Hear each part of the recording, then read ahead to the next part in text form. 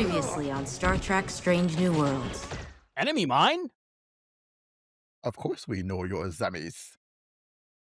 Enemy hers. Treksploration.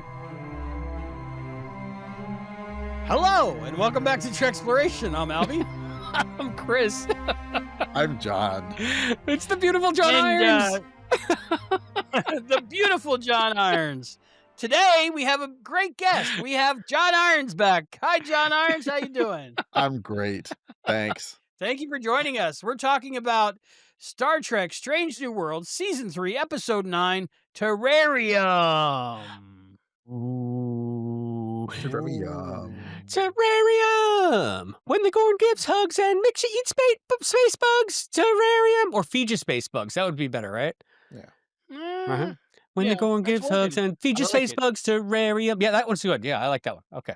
Good. Terrarium. And Bee Gees and Gorn are inextricably linked on this show. I want to call it a podcast. Are we a podcast? Sure. Eventually, right? Isn't everything? We'll have Barry Gibb on any day now. Albie, I'm sorry, I interrupted. What's going on? Agree. Wow, that was a long setup for. Oof. Anyway.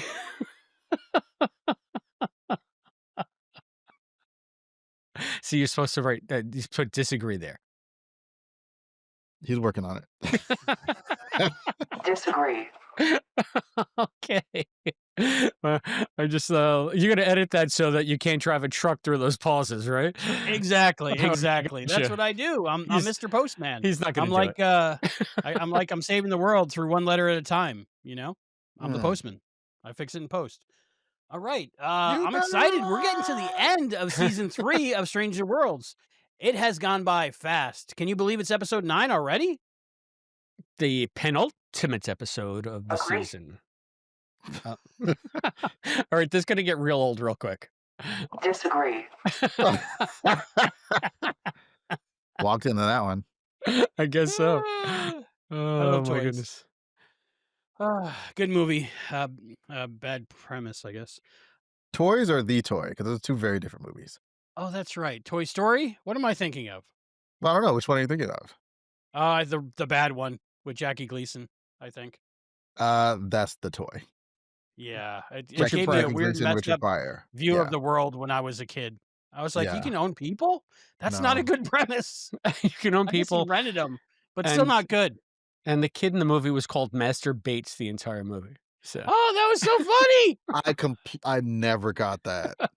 anyway, I saw that movie. when I And was US so was young. US. I Yeah, remember you that. ass. That one I got. They Yeah. spelled that one out for me. That was funny. But you know, I probably just didn't know what Master Bates was when I saw that movie. I had a beta fish, and I named the beta fish Master, and his last name was Beta. So the kids at the time would call the fish Master Beta. The kids, like you would, like that wasn't your plan the whole time. It was, yeah, of course, because that's what I do. You know, I mess with people. what are we talking about? We are talking about Strange New Worlds Season 3, Episode 9, Terrarium. Oh my goodness. I guess, what do we do? First impressions? Well, I mean, we usually do the star date and the air date. And Oh, star date You are 2198.7. Are you high? Have you been A eating little space bit. bugs? Space A little bit. centipedes? Yeah. The cold meds are getting to me. Original air date, September 4th, 2025. That's today. It is today. There we go. It was written by Alan B. McElroy. McElroy. McElroy. Now, I'm not sure if he wrote it or not, so we'll talk about that later. I don't know if that counts. Directed by Andrew Coates. Coates? I would say Coots. Coots? Quats. I would guess Coots. Quatlus. Quatos. Andrew Quatos. Quatlus. Quatlus. Quatlus. Welcome, John Irons. Thank Thank you you. for joining our insanity. Let's start with you. What did you think of Terrarium? I liked it. It was Agree. thank you. Another you know, I was about to say a whiplash hard turn from the previous week, but at this point I've come to expect that, so it's not a whiplash anymore. It's like just just know going in, every episode is an entirely encapsulated little experience. So last week's was basically a cartoon. This week's character study drama, like uh Castaway, Enemy Mine, finally get to see Ortega's um Yes. run the show. Agree. Yeah, I liked it. Chris. I'm gonna give a slow clap. Agree. Agree. Finally giving Melissa something to do. Finally, after 3 seasons, giving us a character beat with Ortegas and Ortegas alone, so that she's an actual person instead of someone who just flies the ship. I thought I was going to pan this episode the first time I saw it, for reasons that we'll get into, but we've been alluding to it anyway. You just did with the poor writer, poor Alan McElroy. Don't take it personally, Alan. You did write it. But then I thought about it more, and I'm gonna say that this is no more guilty than any other tried and true television trope, whether it be genre or not, and cinema Agreed. trope as Agree. well. So, Agree. and we get more Ortegas and a more well-rounded Ortegas as a result. So, first impressions, bravo. I Agree. my first viewing, it was a little bumpy because I was going, okay, it's Enemy Mine, it's the enemy, it's Galileo 7, it's Arena, it's all these things. But then when I just let it go and enjoy it for what it was, I really enjoyed it and I appreciated it. So I'm sure we'll get into all that and much more. But Chris, before we start, can you give us one of your amazing episode synopsises? I can try. Yes. Let me Agree. get Thank going you. here. Agree. Agree, disagree. The Enterprise is in an unexplored region of space investigating a gravitational anomaly, one so weird and turbulent that it's tossing the Enterprise's sensor probes around like beach balls. So there's only one thing for it. Ortegas will take a stripped down shuttle into the belly of the beast, flying by the seat of her pants to collect the data they need. Uhura is all like, "Hey, are you sure about this? You're just getting off administrative leave and you're probably still dealing with all that Gorn PTSD." And Eric is like, nah, chill. Neota. Doc cleared me for solo missions, and I'm jazzed to be flying by the seat of my pants into the belly of the beast. So Erica flies the shuttle Archimedes into the belly of the beast, turning off her navigational computer and banking along the gravitational waves like a Z-boy in Dogtown. And just like that, the mission is over. Pike orders Erica home, but before she can say, "I fly the ship," bang! Wormhole! Erica tries her best to get free, but the crew watches in horror as the shuttle is swallowed up. Erica emerges on the other side of the wormhole with all shuttle systems failing. She has just enough time to shoot a navigation buoy with an SOS attached back into the mouth of the wormhole before crash landing on a moon or other lifeless space body orbiting a massive gas giant. All her rations are destroyed in the crash. Do you say rations or rations? I always say We'll see. rations, and Laura makes fun of me for saying that. She says it's rations. I always say. She's right, and you're Okay. All you're her wrong. rations are destroyed in the crash. Starfleet survival training kicks in, and she strips the shuttle consoles, MacGyvering a moisture vaporator that would make Uncle Owen even more disappointed in Luke. Water taken care of, she braves the moon's barely breathable atmosphere in search of food. And what's that? A makeshift structure in the distance? She follows the encouraging light only to discover that it is sheltering a Gorn. Commence the freaking out. "Just try and eat me, I'll show you," yada yada yada. But the Gorn actually not only saves Erica from gigantic moon centipedes, but shares part of the kill so Erica can eat. Some trust gained, Erica MacGyvers a rudimentary translator out of her tricorder. She can finally speak with the Gorn, and what follows is a story of sworn enemies facing adversity together and becoming friends despite all odds. The Gorn is a female, like Erica. The Gorn is a pilot, like Erica. And, unlike Erica, the Gorn has a comms array that could be repaired prepared to send out a rescue beacon to Enterprise. Upon discovering this, Erica proceeds to totally ignore it and sets up a chessboard instead, playing various games of skill with her new Gorn bestie. Only after this bonding ritual is complete does she actually turn her mad MacGyvering skills onto the Gorn radio, but time is running out. The moon's orbit will soon bring it into the toxic atmosphere of the gas giant, and it's lights out. Meanwhile, the Enterprise is frantically searching for Erica, but the clock is ticking. The ship has to rendezvous with the USS Constellation to deliver a vaccine that will rescue an entire mining colony. And since the needs of the many outweigh the needs of the one, but wait, Uhura receives Erica's original SOS signal and comes up with a crazy plan. Take the Enterprise into the wormhole and create a stable warp bubble to keep it open while they continue the search. Pike asks, will this work? Uhura fudges the numbers and lies and says, yeah, totally. So in the Enterprise goes. Time running out on the planet, Erica comes up with a crazy plan of her own. Just as the moon is colliding into the toxic gas giant, she MacGyvers the ultimate MacGyver and sets the moon's atmosphere on fire. The Enterprise sees the distress beacon and mounts a rescue. La'an beams down with an armed landing party just as Erica is crawling out of her makeshift shelter. Gorn buddy in tow. La'an freaks and shoots, killing the Gorn. Erica is like, oh, the humanity! And as the landing party beams up, something strange happens. Time stops, and an ethereal being materializes before Erica. He says he is a Metron, one of the ancient denizens of this region of space. They put the savage human and Gorn together to see what would happen. They found the results interesting and decide they may do more studies. I wonder if they're presaging anything. He then Men in Black's Erica so she doesn't remember him, but she does remember her Gorn buddy and the lessons learned.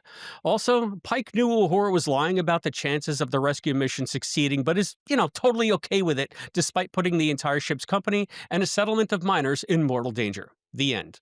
All right. That one, again, I keep Agree. on thinking like these ones are going Agree. to be easier to write, Agree. especially this one.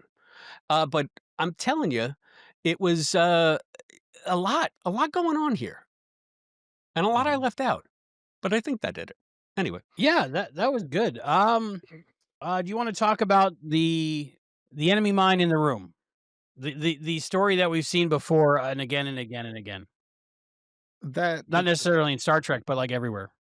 so I guess great science fiction inspires copying great science fiction and here's copying here's copies of great science fiction. I like to think of it as I have the hamburger perspective, right? A burger itself is not an innovative thing. There's a million burgers, there's a billion burger places, but a good burger is still a good burger. Hmm. I don't. I am not mad at this episode for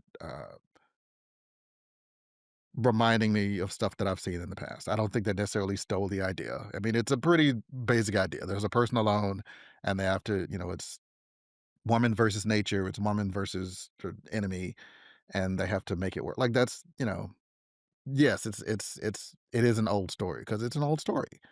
But if you make a good burger, it's a good burger. That's how I feel. Agree. Chris, okay, yeah, I was wondering if you're going to get to me. I don't know if you're going to press the button on that thing or what. You're throwing off my whole rhythm with that stupid thing. Anyway, Agree. Agree. I'm going to agree with John. When I first watched this one, I was just like, oh, come on. Really? The second she got on the planet and saw the Gorn, I'm like, oh, they're doing enemy mine, just like I knew they were doing Omelas in that first season episode with the kid. And I said to myself, man, it's the second to last episode of the season. And we're getting a pastiche of something that we've seen 1,000 times before. And I was really hating on it a bit. And then as time passed, I watched this one early. I watched this one right after we recorded with Larry and did the four and a half Vulcans because I couldn't wait. And I'm glad I did because it gave me some time to really think about it and put it into more perspective. Um, Yes. Is this something we've seen before? Of course it is, but I feel like it's no different than any other TV show. I feel like this is a stock plot on so many TV shows, whether they be genre, Enemy Mine, um, uh, the one that you mentioned from Next Gen with Geordi and the the enemy. Romulan. the enemy. That was a Romulan, right? Not a Cardassian. Yeah. Um, also, I mean, but this goes back to like I remember watching an episode of All in the Family when Meathead and Archie got locked in the basement and became like best buddies. I remember watching an Yeah. episode of Dukes of Hazzard where Uncle Jesse and Boss Hogg get locked in a bank vault and become best buddies. It's just like Yeah. this is sort of like a trope that many shows do. It's sort of we're at loggerheads, but we're going to come to love each other and then we'll forget about it in the next episode. So TV has been doing this since the beginning. This is no different than doing the body swap episode, which they did with Spock and T'Pring, which they've done on just about every freaking genre show you can think of. Or I even solicited the Infinite Potato Gang for other tropes. John, I think you chimed in with a couple of them, but it's Yeah. funny because you guys came up with more than I even considered. There was Evil Twin or Family Doppelganger. Star Trek has done that. Let's see. Jessica Ooh. Rabbit wasn't bad. She was drawn that way. No, that's Nature versus Nurture. That was the 4.5 Vulcans. Sorry. Yeah, Halloween episodes. Star Trek has done that. Mhm. Dream episodes. Next Gen wasn't a whole episode about data dreaming. Yes. Uh-huh. There And was crows. weren't 3 seasons of Dallas wiped out because Bobby was dreaming? Yep. So, but In what the I'm shower, saying, right? this is no different than any other TV trope that we've seen. And Santa Claus episode. the Santa There's so Claus many. episode, Uh-huh. right? When Santa Claus Yeah. dies in the chimney, right? And then people are like, "Ooh, what's that space smell?" And then Phoebe Cates has to tell a sad story. Yeah. But regardless, I guess maybe going on ad nauseum with that. But when I thought about it, I said, okay, well, they're doing something that every TV show eventually does. It's like having the motorcycle gang episode on Quantum Leap. But Mm. I really, really like this one for the fact, like I said, that we finally got a character piece with Erica, and Melissa got to carry an episode by herself, which was great. It was just great. She must have loved Agreed. doing this one. So that's where I stand on this. How about you? Yeah, the first viewing, I was kind of like, really, we're doing this again. And like every time something happened, I was like, oh, that's from that episode, that's from that episode, that's from that episode. But I was thinking to myself, how many times have I gone to see the same play over and over again, but with different people, directed by different people, the same musical, the same this, the same that, my favorite song played by a different band. I guess that's just what art is. And when you've been around as long as us, you've seen it before. Whereas like Serenity, and I watched it, she had not seen Enemy Mine. She had not seen Enemy. She had not seen All in the Family. This was her first exposure to this story. Right? I tell her about All in the Family, but she doesn't quite get it, I don't think. It's like the Dingbat and Awachi. And so I guess it's important to have these good stories passed down through generations, and this is just another generation uh, using that story format to tell a good story, I think. And even though I was all like um, pissed off fanboy a little bit while I was watching it and going, "Can't you think of anything original? There's got to be more than 900 stories, right?"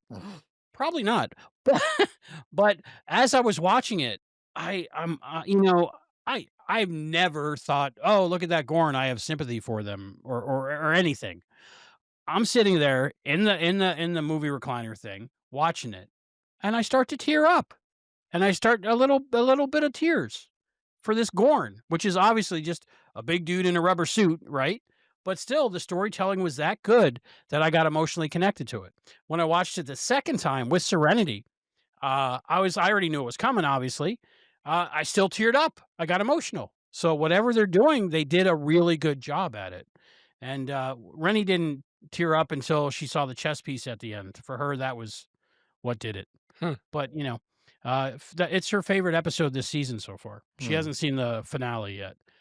I enjoyed it a lot more than I thought I would let myself. So that's my first kind of thought on that. I wonder if the audience out there watching or listening thinks that we're maybe giving this too much of a pass. We'd like to know what you think about this Mm. episode out there. You can do so by commenting below right here on the YouTube channel. That's youtube.com/@Treksploration. You can also find us on Patreon. That's patreon.com/Treksploration if you want to support the show. You can support the show now on the YouTube channel as well, Albie, right? We have memberships and all new stuff that Yep, you can We're become a some- member. There's Yeah. many different levels. I think there's a really cheap one that gives you access to stuff. There's one more if you want to actually support the work we do and keep us going.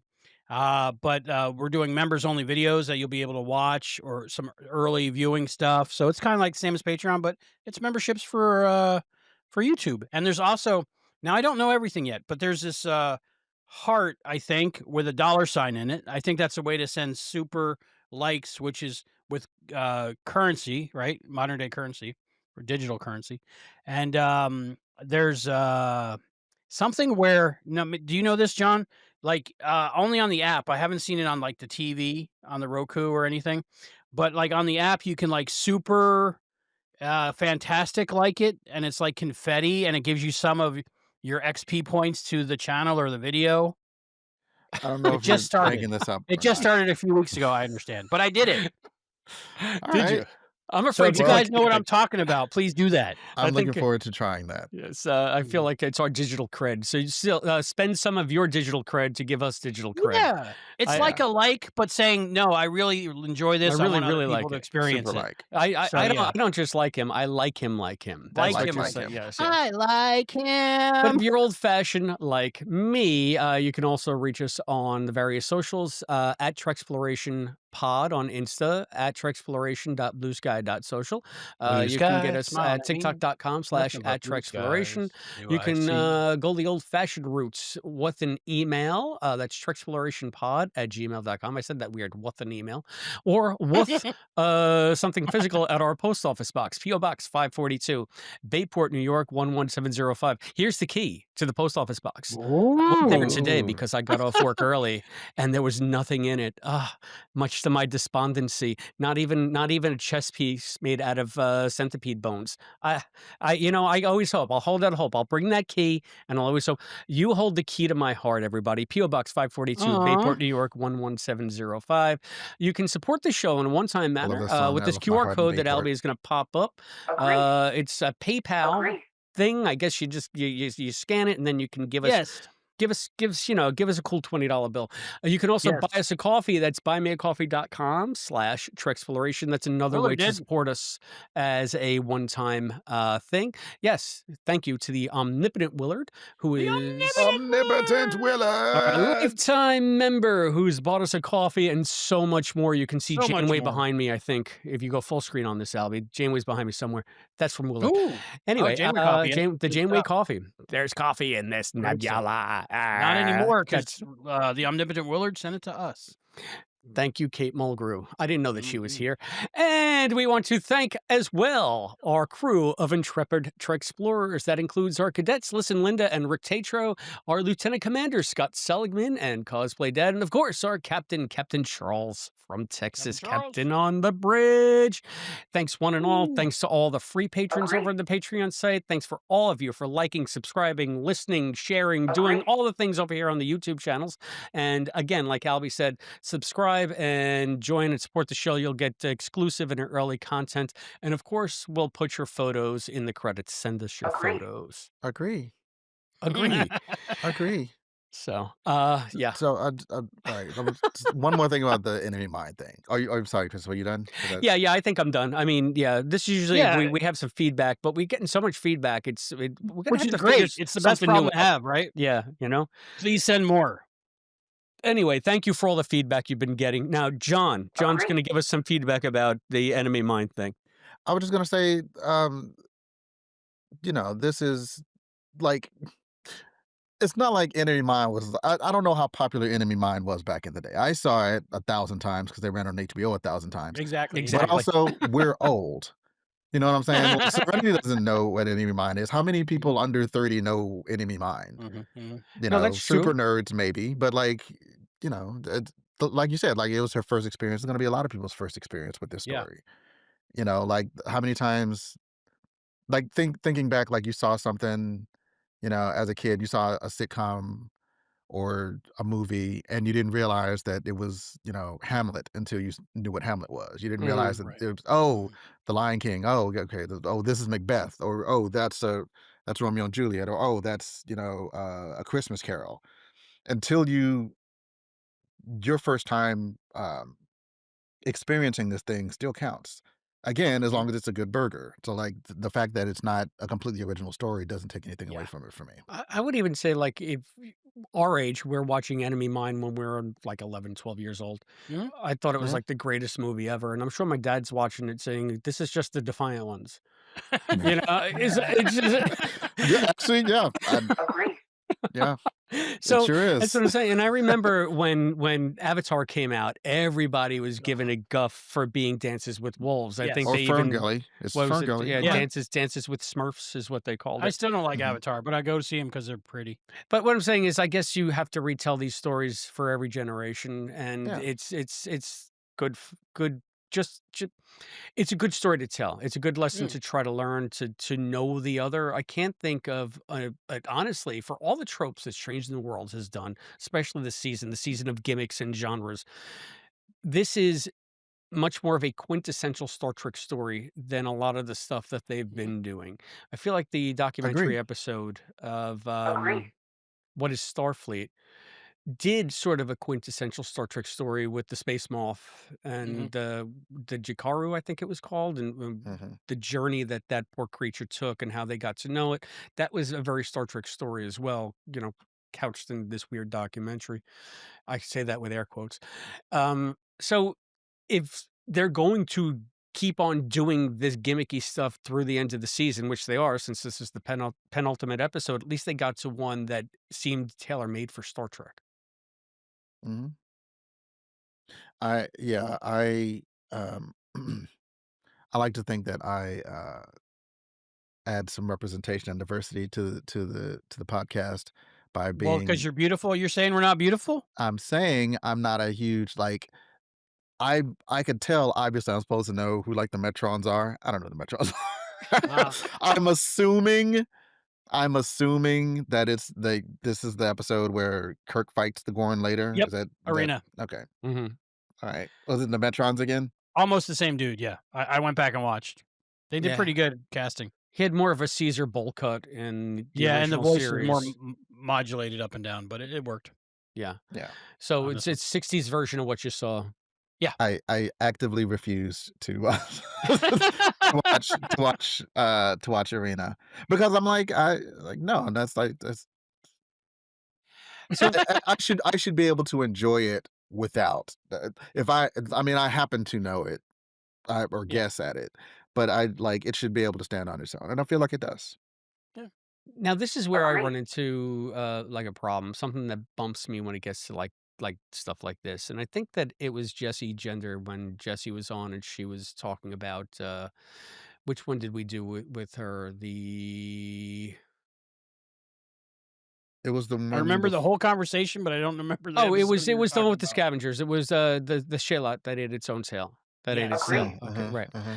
And she had brought up a fact that I knew subconsciously, but I never gave voice to. I never really thought to, cogitate it such a way. But she said that so much of Strange New Worlds this season relies on a meta awareness of Star Trek and what Star Trek is. Mhm. And I feel like this episode bumps me because before we started doing Treksploration and doing the first season of Next Gen, I had been in the middle of a Star Trek rewatch that was all chronological. I wanted to watch every episode in universe in chronological order. So I started with Enterprise. I took Enterprise up until I didn't watch In a Mirror Darkly because I wanted to watch that one after the Defiant episode, the Doomsday Machine on, or no, the Tholian Web. I'm sorry, the Tholian Totally Web web. on the original series. I didn't watch These Are the Voyages because I wanted to watch that with the Pegasus episode of Next Gen because that's sandwiched in between the Pegasus episode. It's somewhere in there, right? So I could make accommodations for that because I knew what was coming, and there was a whole website that listed this stuff. I rewatched Disco, and it was at that point the first 2 seasons of Disco, and then they went way into the future. Right? Yeah. So I watched The Cage, then I rewatched the first 2 seasons of Disco, and then I went on to the original series because Strange New Worlds hadn't premiered yet. Mhm. So I So was you gotta already up. wait 1,000 years before you watch the rest of Right, Disco. Is that right. why So you're doing that's this? exactly. But no, but here's where I'm going with this. So Watching it in order, I was able to, like, follow, like, a cohesive through line with the universe. Now that Strange New Worlds is so self-referential, so meta-aware, that's why I wrote on the on the rundown, the Metrons more like the Metatrons because it's just so meta. I don't know how you could watch Strange New Worlds by itself without a context of knowing the original series, because it's becoming like almost everything is a callback to something we know is coming in a weird alternate way. But Agree. I, I, I'm gonna yes and you. Like, I definitely think that there's, it's filled to the brim, with Easter eggs. But if you don't know them, you don't know them. So like, you're like, okay, well, you can't enjoy it if you. All right, so like let's take the wedding, the Trelane episode. I only know it's the Trelane episode because you guys keep referring to it as a Trelane episode. I don't know Trelane. It's still, I mean, it's a wacky, goofy episode, but it still works just in the Strange New Worlds context, Mhm. on its own. It's like, Agree. oh, they just redid the same episode again. Okay, well, I hadn't seen it, so so like I hear what you're saying. Like, well, you need to see the other thing so you'll know that what they're doing. I'm like, no, you need to see the other thing to know that they're doing the other thing. But just I still knew what they were doing. Like, it didn't. Does that make sense? Like, Yeah, I it guess doesn't for necessarily me, suffer from you not I having seen it. and I think it I Agree. think it I think it suffers from you not having seen it because maybe you don't know what you're missing.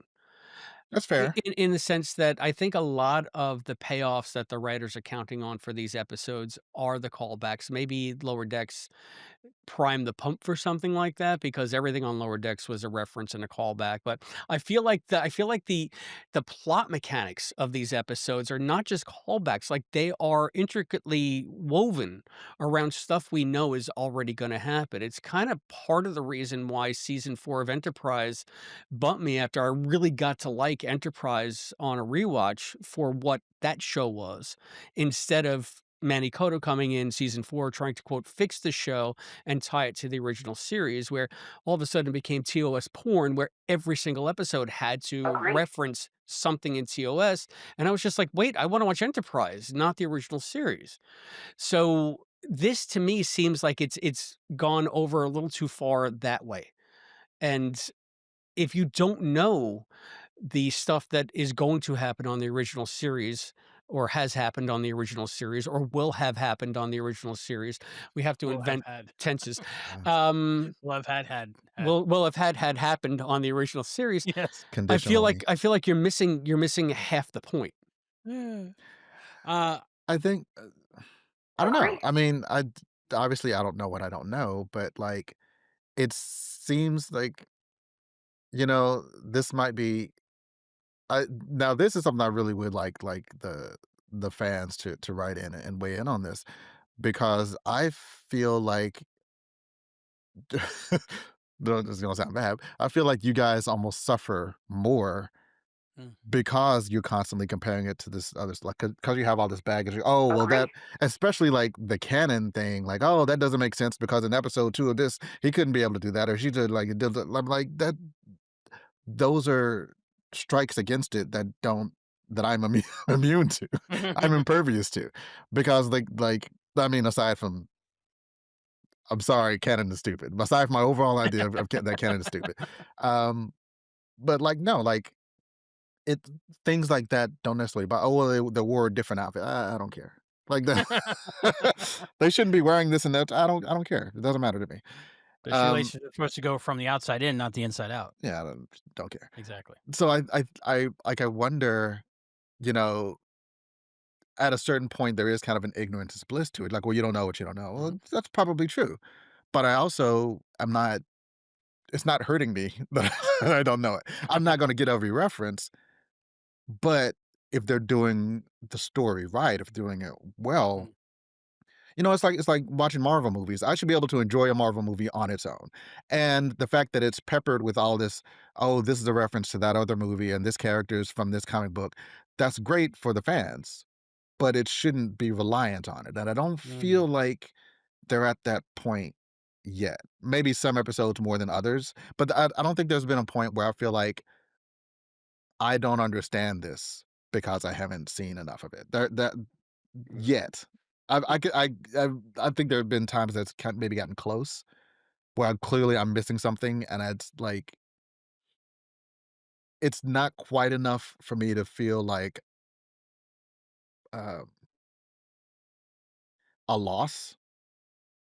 But there has been a couple of times, so I do hear what you're saying, but I don't think it's as pervasive or pernicious. Well, probably it is as pervasive. It's absolutely as pervasive, but it's not. It's not as detrimental to me. I don't think.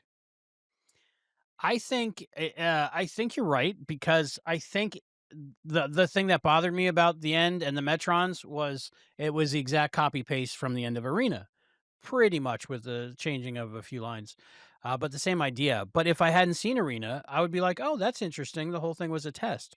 But having had seen Arena, I thought this was totally unnecessary to do this again because the story really stood up it stood on its own. It didn't need the whole Metrons to be in control of whatever happenstancely happened. Like, how did they even arrange that test to happen? It doesn't make sense. They just grabbed a couple people.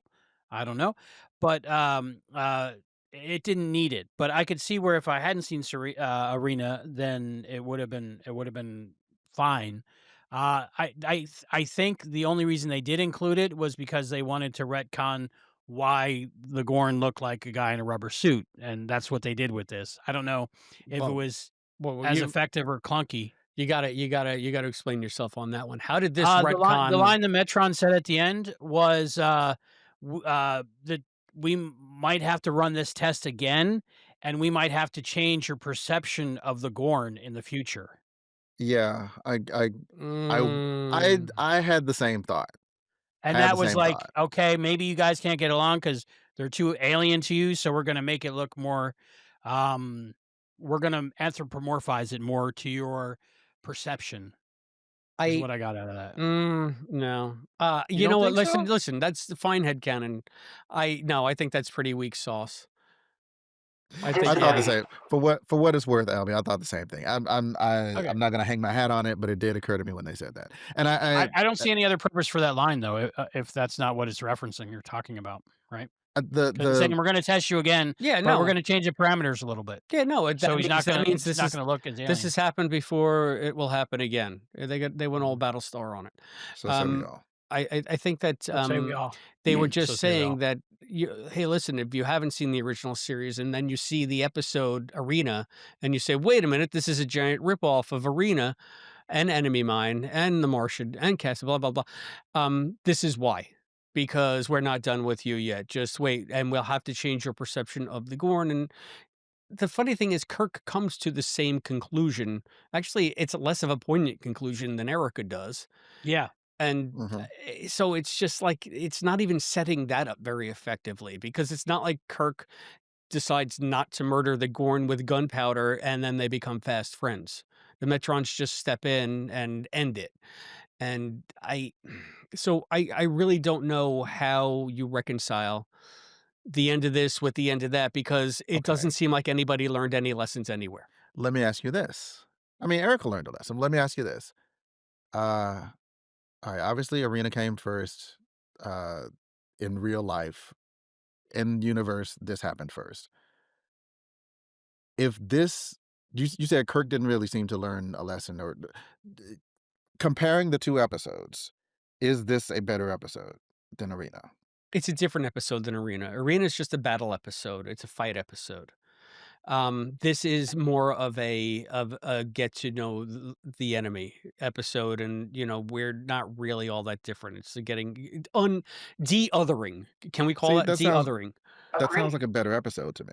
Well, it's a better episode in the sense that it has much more of a Star Trek message, where the '60s version had much more of a '60s flavor because it was just the fight at Vasquez Rocks, but they still come to the same conclusion. Kirk says, "No, I'm not going to kill him." Choose So not to kill I today. I Yeah. choose not to kill today. So this is, and again, we're walking a tightrope here because I've gone on record many, many times saying that I love it when Strange New Worlds references stuff that we eventually see or a payoff of it in the original series in a way that we hadn't anticipated. It retroactively makes something that you already know richer for Mhm. having all of a sudden this background that you didn't have before. And so when you watch TOS in the future, you will think of Michael Burnham. You will think of Kirk's Please no. first foray onto the Enterprise with Pike. You will think of, no, I mean, I swear to God, there was I forget what episode it was, but when I was doing the chronological rewatch, Spock said something to the effect of, "I don't believe in angels."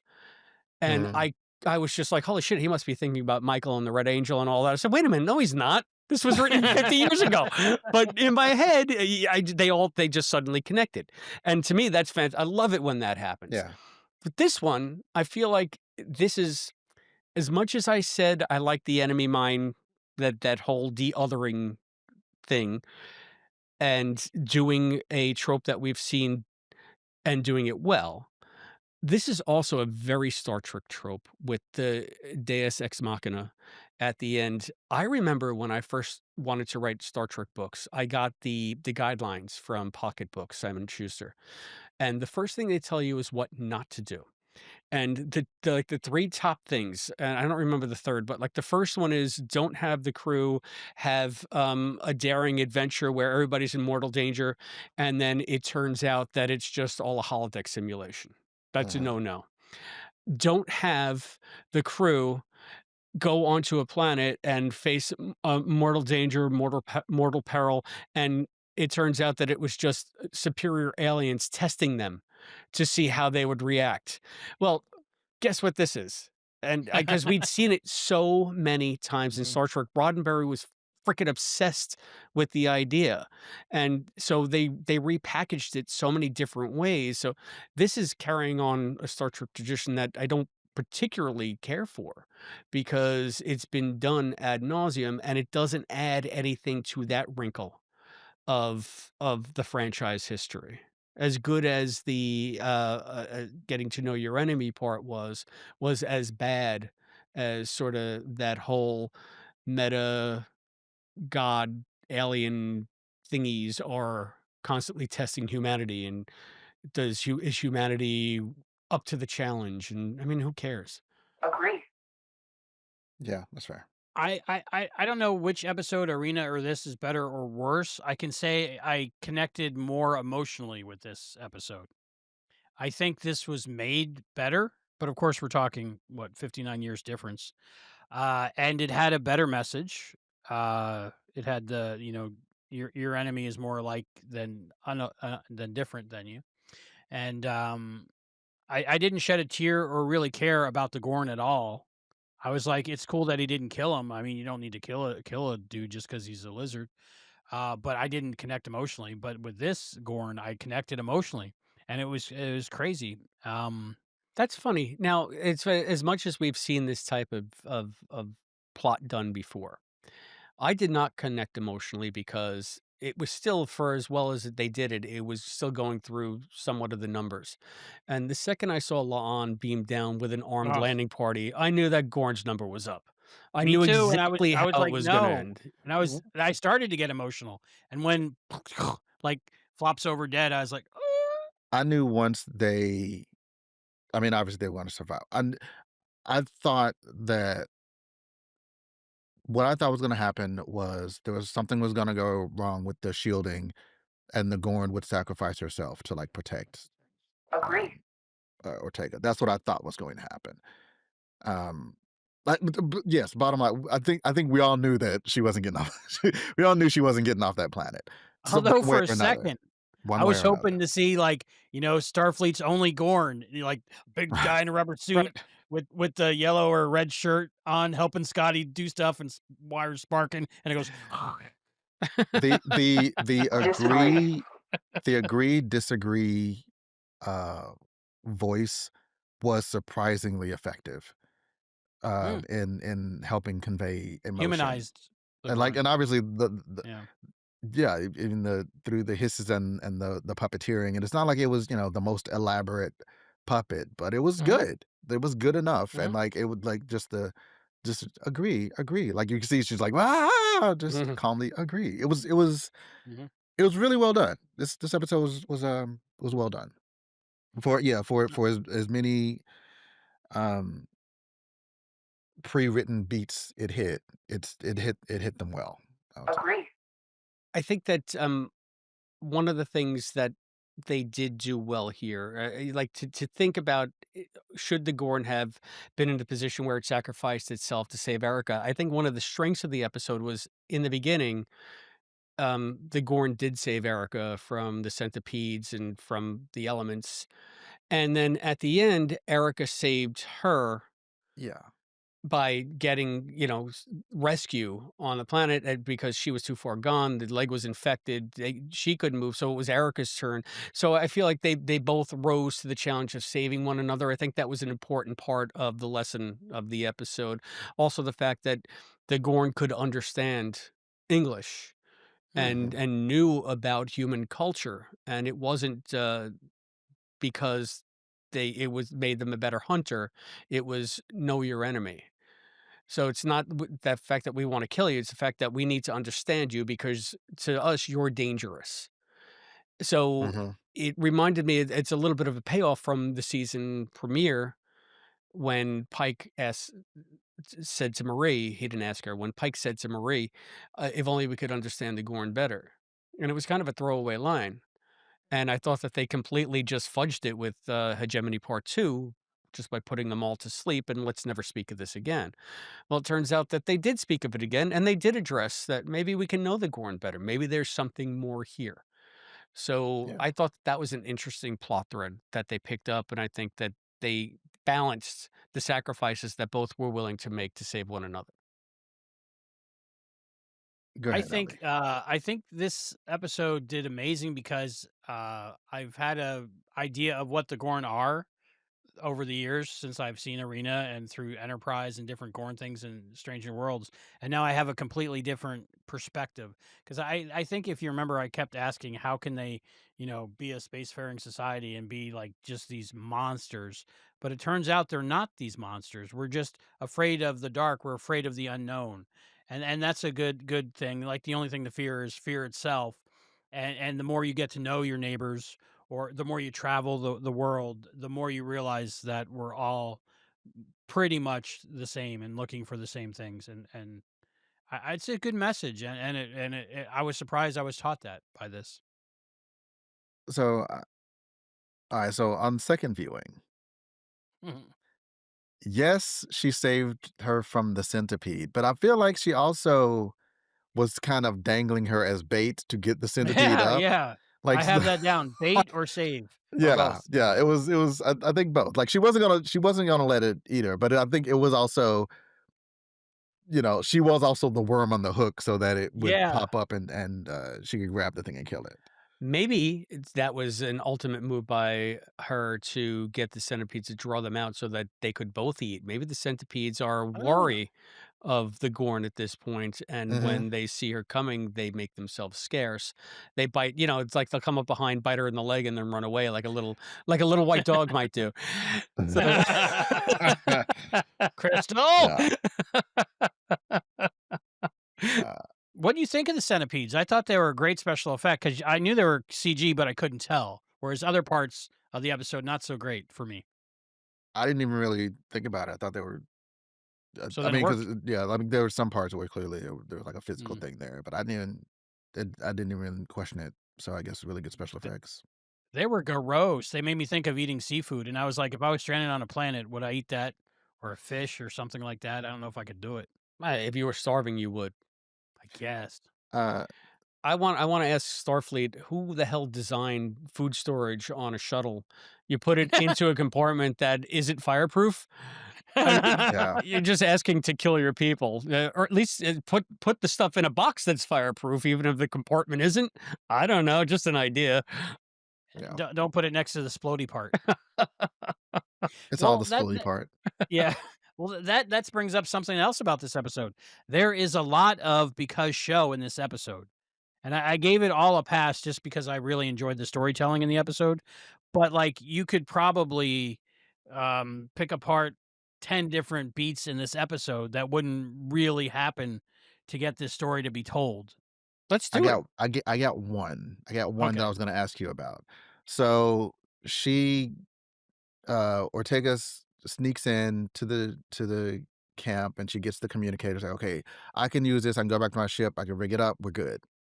And as she's walking toward it, she sees the light flash again, and then the ship sinks. Was that the Metrons? It's like, oh crap, she's about to get out of here. We need to stop her. I want to watch some more. This is my favorite this is my favorite episode of Survivor. I'm not ready for the season to end. Do they sink the ship Hmm. so that they're forced to keep, because they haven't actually worked together yet. She saved her life and she like, but like they haven't like bonded at all. Hmm. So did they remove the opportunity for Ortegas to fix the communicator Burn so the that they would, boats. yeah, so that they would get stuck there. So they would stay stuck there. I Because I think didn't notice that the that's first, I mean, I noticed it, but I didn't make the connection that she saw the flash and then the ship tank. And later when she sees, she's like, Ah, oh, you guys were always right here at the wrong time or whatever she said. So ah. like, are they just prolonging this experiment? I just thought that was happenstance. And at the end, when the Metron came about, I just was like, what did they do other than just watch? What did they add? That's interesting that you pointed that out. Now it makes sense. Maybe I should rewatch it again, thinking, okay, what are they manipulating to mm, keep the test going? that's really cool. So now I'm thinking maybe this is why Erica, and this is I did this specifically on my rewatch to see why when she found out that there was a comm system that the Gorn had that she could possibly repair, that she immediately went to drawing a chessboard on a rock. I And was then and I same thought that thing. maybe she was waiting for it to charge somehow or something, but no. So now I'm thinking I'm gonna retcon this because we know that the Metrons can Men in Black you with the little stick, Mhm. and you don't know what's going on. So maybe they came down, and we're just seeing this from America's point of view. "Oh, there's the comm system. I should fix that." Next thing you know, they're sitting down playing chess. Maybe the Metron came down, said, "No, you're not gonna do it this way," and then said, "But you won't remember me telling you this. And, also, get to know each other a little bit better. We wanna see how you That's interact." I don't know. that's That's Kind of like was the scientist changing the maze halfway through the test. yeah. could be. I had the same question as like, why are you?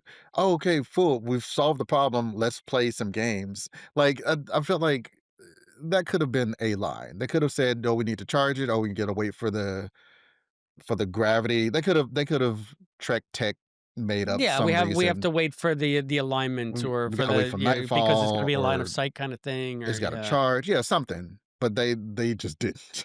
Or maybe it's on the editing room floor, the digital editing room floor somewhere that made sense. So, yeah, I'm Agree. happy to I'm happy to alley oop that headcanon for you, Chris. I will headcanon accepted. I'll take it. And maybe that makes more sense because of, when at the end she's yelling into just nothing, like, "Who are you? I know you're watching me." Maybe, her brain was messed with so many times during the experiment, maybe both of their brains, Mm. that's why she has this strong feeling of something else is going on than she can see. I tell you, I think one of the chief failings of this episode was the Gorn never gets a name, and Yeah. we never get I to thought know about that how the too. Gorn got stranded there, how long it's been there, what its life was like, what its survival tale was. Was I she the think first yeah. companion who'd been there with the Gorn? Yeah, Ah, who good knows? question. Yeah.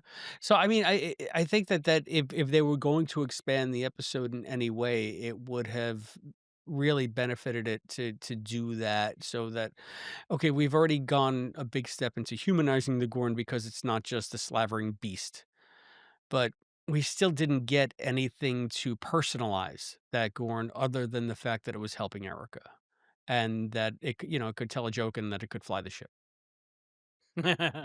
The part that I missed was when they were doing the charades and going, "Me, you, fly." I was thinking on the second time because she said it twice, she should have said, "Do you fly the ship?" You know? Agree. Agree. Agree. How does this affect the beep chair? So we know, something bad must happen to Erica before Pike goes in the beep chair because he's just got lights that blink. He doesn't even have an agree or disagree. and we know Erica can make an agree and disagree like that. Agree. So I'm headcanoning. Okay. Not necessarily that there needs to be headcanon for this because she could just be a competent officer, Mhm. but I'm gonna say that her close friendship with Uhura, she knows maybe a little bit more about communications tech than your average bear. Yeah, Mm. and that's another thing you think that a shuttle would have as part of its emergency kit is a vaporizer or a water condenser. Like she had to jury rig that thing out of parts that were never meant to do that.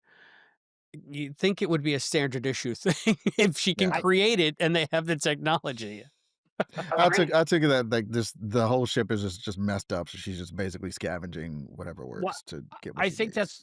that's one of the reasons why they got rid of the shuttlecraft so early is because there's so many things that would be standard in a shuttle that could get them out of this situation or help them in this situation. Like when the storm coming, shields. They can make like a shield bubble around that and Uh-huh. just all kinds of stuff. Yeah, or just So you had comms. to get rid of it, just like you have to get rid of a cell phone in any movie now to Right. move the plot along. No I think signal. that they did that where she's like, "I made water." It was sort of Yeah, reminiscent of that Tom was Hanks cool. saying, "I made fire."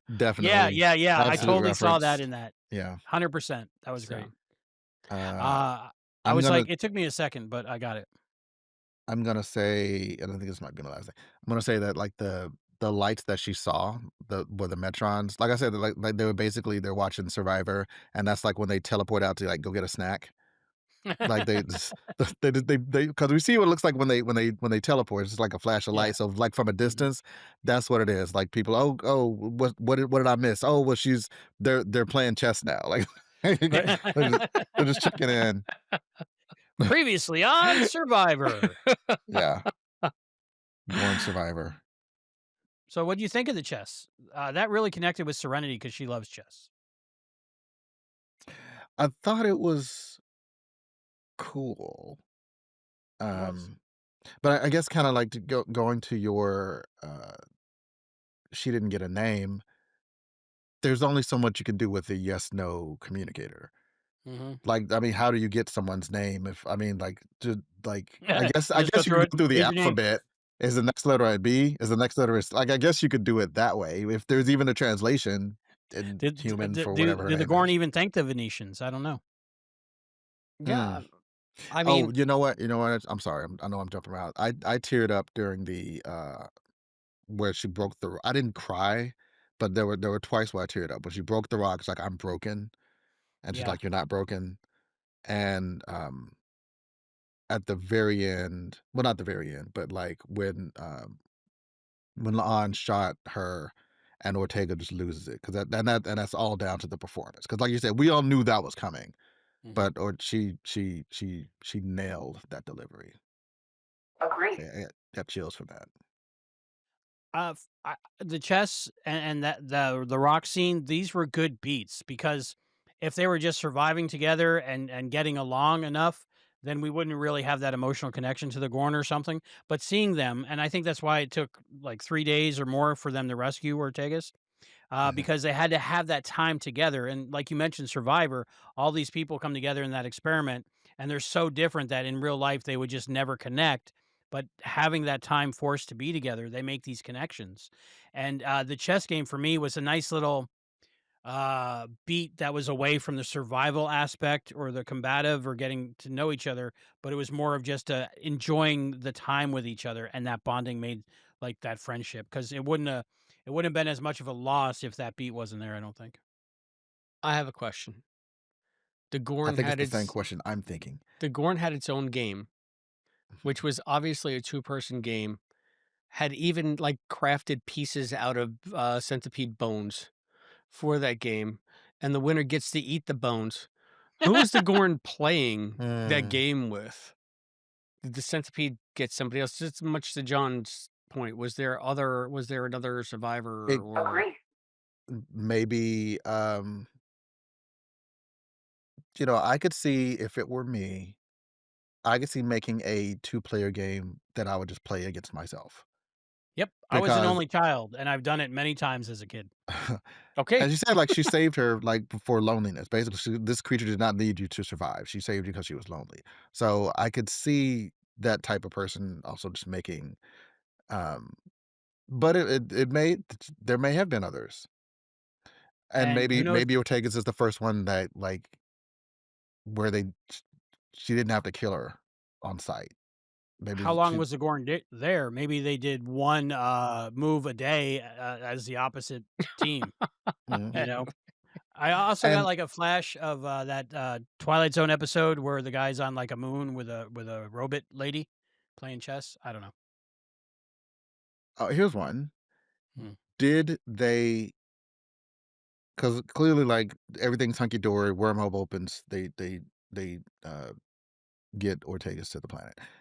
Did they choose her specifically? Did they just wait for a convenient human, or were they waiting for Ortegas because they know somehow this person has been traumatized by the Oh, Gorn? yeah, Mhm. like the, Or was it just, oh, we need a human and we need a Gorn? Well, I think that since they're sort of all-knowing, omnipotent type beings, I never even put this together, duh, and I saw the episode twice. It was the Metrons that created the wormhole to begin with. It didn't Yeah. just open up by that's why it happenstance. came out of nowhere. That's why it came out of nowhere. It wasn't there, then it Yeah. was there. Crazy I'm sorry. Was that? random Yeah. happenstance. Yes. I never even put that together. Agreed. No, Me So neither. they plucked her yeah, so I think from. that they picked her specifically because of the trauma to see how she would react. Was that Gorn that Erica saw episodes ago towards the beginning of the season? Was that the same Gorn? Maybe like the experiments start then, where they figuring out how to get them together from that. Are you talking about when she looks into the window and Yeah, you see the she's like Gorn? looking out the I think that window was and the just supposed to Gorn. be a visual representation of the Yeah. trauma that she Okay. carried. I don't think it was Mm. actually there in her line of sight. No, not in real life, but like just to let us. I don't know. So you mean like foreshadowing for the audience and maybe like mental Kinda. echo reverberative Yeah. images Hmm. in her mind Yeah. since they messed with Or her Gorn mind? ghosts travel backwards in time. Sure.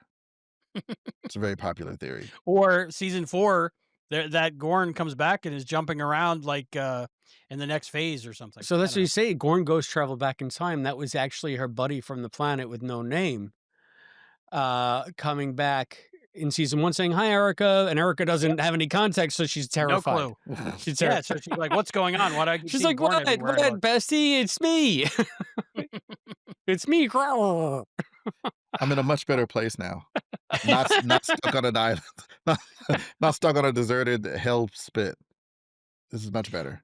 Did you guys get this feeling? I don't know. I got this feeling watching the episode because a lot of the season of Strange New Worlds has been one-offs and different things and hijinks and this and that. But I really got the feel for the first time watching Strange New Worlds because I've always got like a TOS feeling here and there from Strange New Worlds, but I've never got a next gen feel. And for me, for some reason, Mm.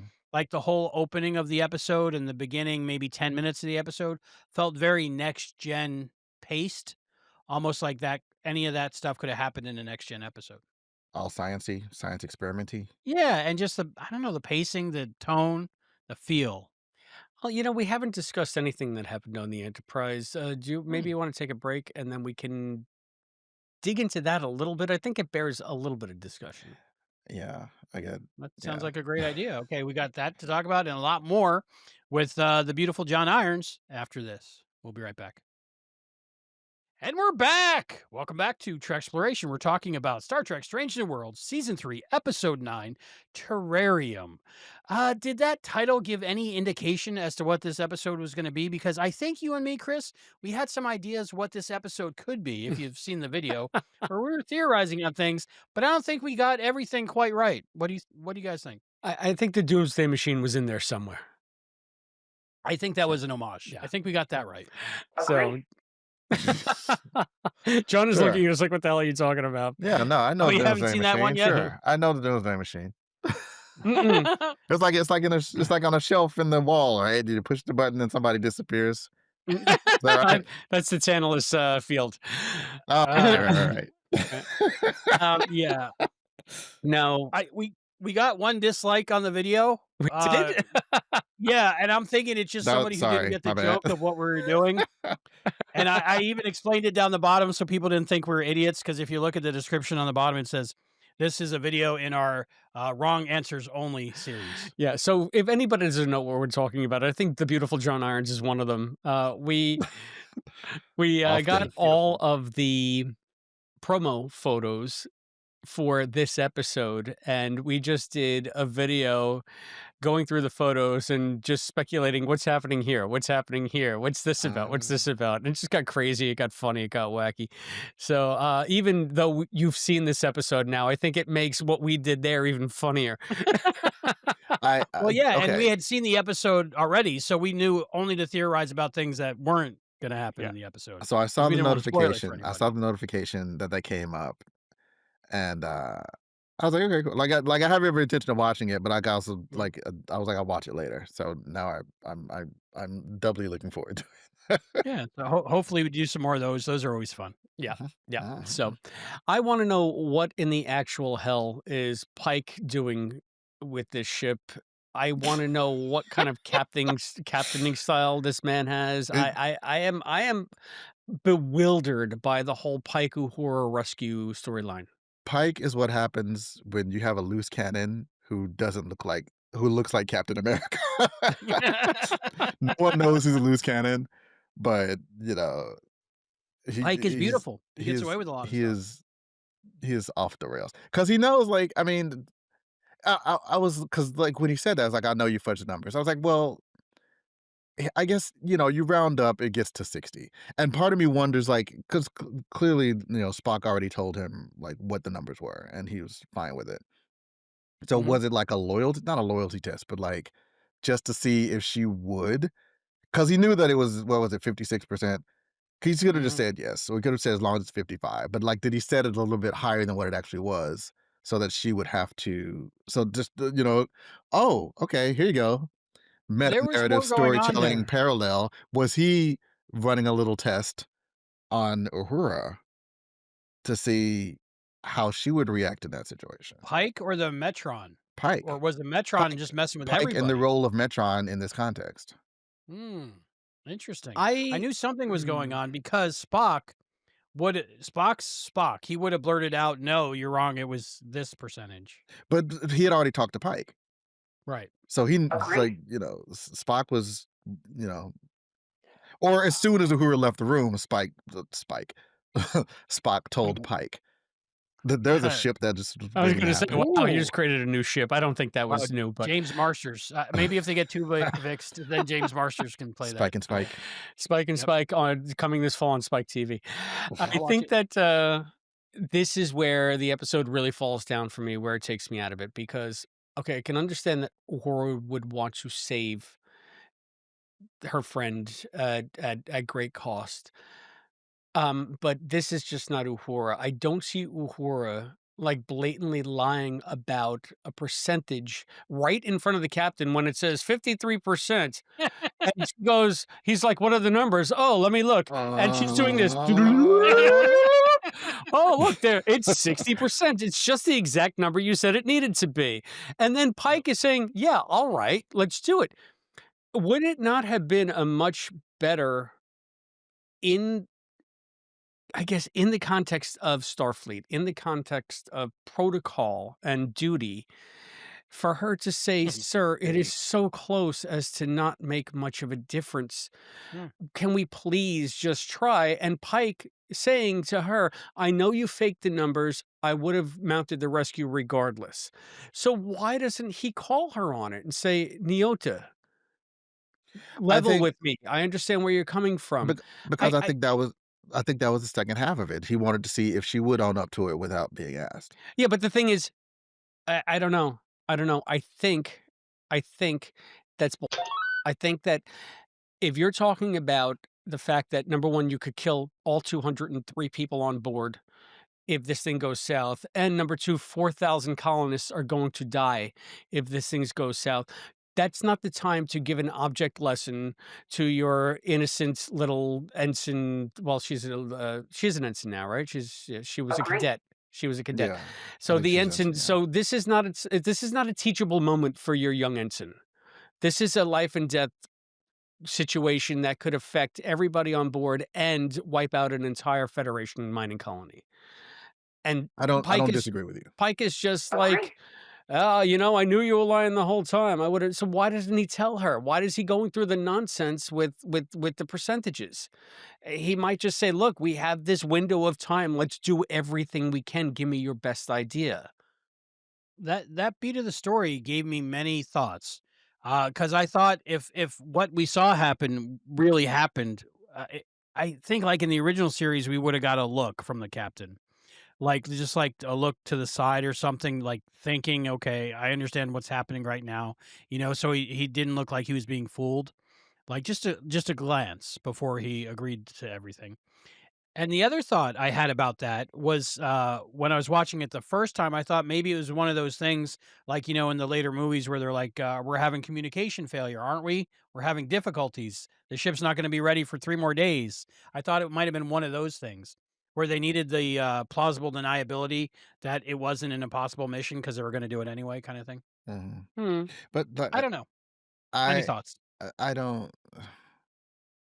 I completely agree with you, Chris. Like it was it Agree. it kind of didn't make. Yeah, I was gonna do it anyway. Then why just like then why and like part of me is like I was relieved that's like yeah I knew you fudged numbers. Okay, so you're not stupid. Good. Right. Like that's a win.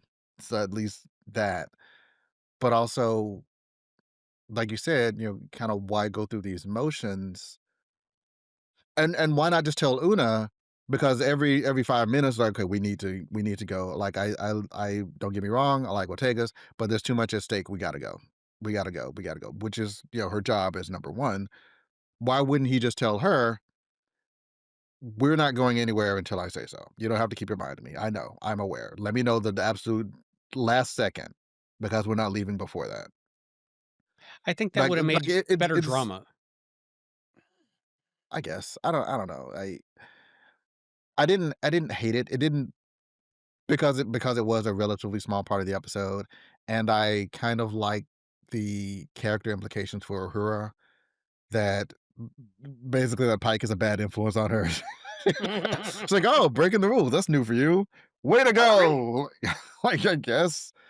Um, I, the part where Pike tells her that he knew all the time, it almost felt like a scene between a parent and a child. Kind mhm. of, I guess, a captain is kind of like a parent in a way. At least Captain Dad, or is that what you're I calling him, call him Chris? Space Something like Dad, that. Space Dad. Captain Space Dad, or Because Captain Boyfriend, depending on the context. as a parent, you know when your child is being not completely honest with you, Mhm. but you don't call them out every time they're doing it because you don't want them to get better at being dishonest with you, so you can't tell. So it's kind of like one of those things like you think to yourself, okay, I know that's not completely the truth, but I want to see where this is going. So I Okay. almost thought it was like Would you that. want to see where this was going if what your child was trying to pull over on you could start an electrical fire that burned down your house? I don't think you No. would. In that case, no. I think that, No. yeah. I think Okay. that's She doesn't comparable have a to that. lighter in her pocket. She doesn't have a can of hairspray Uh. in her bag. Yeah. And No. so I think the other thing that this episode does is establishes like I guess how close they are. Because I mean, maybe I just have kind of glossed over it. Like I mean, clearly they're friends, but everybody's friends, right? But this Mhm. this is definitely like you're my best friend, best friend person relationship between the two of them, and it's Or it's not. I don't feel like it necessarily goes against anything we've seen before, but I get maybe it really drives it home to me that it's at a level of friendship that I wasn't necessarily picking up before. do you think that leads any credence to what Listen Linda was saying, where she saw that connection and I saw that connection as well, You're talking where about the it's What more romantic than connection? friendship. romantic connection. Oh, Yeah. um, I'm gonna say no, and I'll tell you why. no. John, Okay, you not first. not necessarily. Like I guess it could be, but only like I'm gonna say no because if that were the case, she wouldn't be dating her brother. Like, Is she anymore though? but she I wouldn't have don't know. started. Like she wouldn't have been. or even if she It started to develop feelings in between and it got confusing for her. I think that if they were going to do this, in this, like take this story this way, then this would have been the perfect opportunity. Erica just got back from a life or death. They're in her quarters alone. She's hugging her, saying, "I was so afraid that you were going to die. Boy, you stink. You could use a shower." I think that she would have just grabbed her and macked on her. I think she just would have kissed her and said, "I almost lost you," or something like that. If that's Agreed. how she was feeling, I think that that was a perfect moment to introduce that story element if they were going to. I could be I wrong. I I think that's why uh, she was still stinky from being on the planet for 4 days, just to where it was such a whoa that you think that that's they why they didn't have to have that Neota kiss scene. repellent. But you know how, like, in the early stages of a relationship, especially I missed it, but I'll get it on the edit. Uh, uh, in the early stages of the relationship, when you're not telling people, or even if they just have feelings and they haven't communicated to each other how they're feeling, you know, that they're not sure that each other's feeling what the other one's feeling. And uh, like when she came back in the transporter room, and Uhura said she didn't want to like bother her, interrupt her at the time everything that was going on. That's kind of like would go along with if there was that budding relationship there. Okay. I have an observation as a All right. writer, and knowing there's a whole room full of writers writing TV. One of the greatest draws of any show is having characters with unrequited love. And Mm. if they were going again to have that as an element in this series, I think they'd be playing it for a lot more so that you could get the audience involved in that aspect of it. It's like a Niles Daphne thing. It's like a Sam Diane thing. It's like a Ross and Rachel thing, Mm. especially with this newer generation. You can think of any number of popular Bruce things. Willis, Sybil Shepherd. Yeah, well, yeah. Then now you just made it from the last generation, but that's as much of a trope as the enemy mine, as the god thing coming down and judging the Federation and puny humanity. And Subtlety. that's on every show. And Mhm. this show has not been very subtle this season. That's true. So if they were Yeah. going to do it, they would be doing it. I don't think I it's feel it. happening. For some reason, I You just feel it. I want to don't ship know. them because you want You them to just love start kissing. Maybe. love. You I are. do. I Well, I'm I mean, trying I'm trying to decide if I want this, and I don't think I do. Again, like mm, I'm like, because to me, like it does not track at all. If there were even the hint of feelings that she would be dating his brother, like she just wouldn't. Because there's no like that's an unforced error. Like there's no reason, and I'm trying to like okay, well they can see like okay, let's call it confusion, and maybe she didn't know how she felt, whatever. Yeah, Avatar: Legend of Korra, look it up, brilliant. I just I don't think I'm appreciating like just women just being friends, like just being best friends without there having to be something romantic. yeah, it's possible. Like I like that. Like I like I like if like I don't want to see any of the friends in Yeah. Sex in the City hook Yeah, up. exactly. Like You just be realize that best not only is friends. it possible, it's usually the norm. I've Well, Most is people it? who are friends. No, but on TV, Yes, yeah, but they're friends, but it's they're refreshing that it doesn't have to go that way. uh, okay, I've yes, most friends are friends. But like Agreed. I in real life, yes, but anytime there's a certain level of closeness on TV, or often when there's a certain level of closeness, there is implied romance. Mhm. And there needn't be. I like that. I like seeing the full spectrum of close relationships. And like I said, like, okay, I didn't even think about it because okay, they're friends, everybody's friends. Like, oh no, they're really like best friends. Which is like like Brooklyn Nine-Nine. like like Jake and oh my god, who is his buddy? The Cisco. no. Brooklyn Yeah, Joe Nine-Nine, not DS9. Joe Lorio's character. Yes. Yeah, yeah. Yeah. And they were and like every now and then he would say something that was like weird, but but like you never really thought like I don't know, man. I also love love, but I also love love that's not romantic love. That's good. I There's have many I kinds have of love. yeah. You say Think of it more like Turk and JD. Yeah. There Yeah, you yeah. go. Same, yes. Yeah. Okay. I haven't watched it. I want to. Um, so you're saying she wouldn't be dating her brother. I've dated at least 2 sets of sisters before. Yeah, but you're a freak. You're a bad person. That's not I just found out early in life if one of the sisters like me, the other sister probably likes me also. So it gave me the in.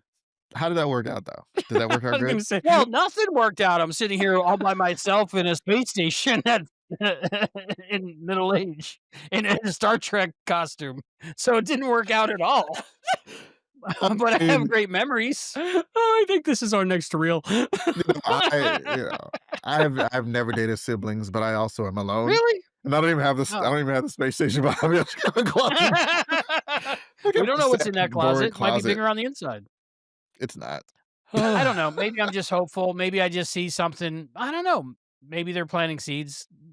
Dude, Why? so you would want this. You would want to see this blossom into I a love couple Erica good. Ortegas, and I want her to find love. And they haven't really addressed her sexuality, but it's pretty obvious. And I think in a couple episodes ago, she went full Joe Polnicek, building a motorcycle in her quarters.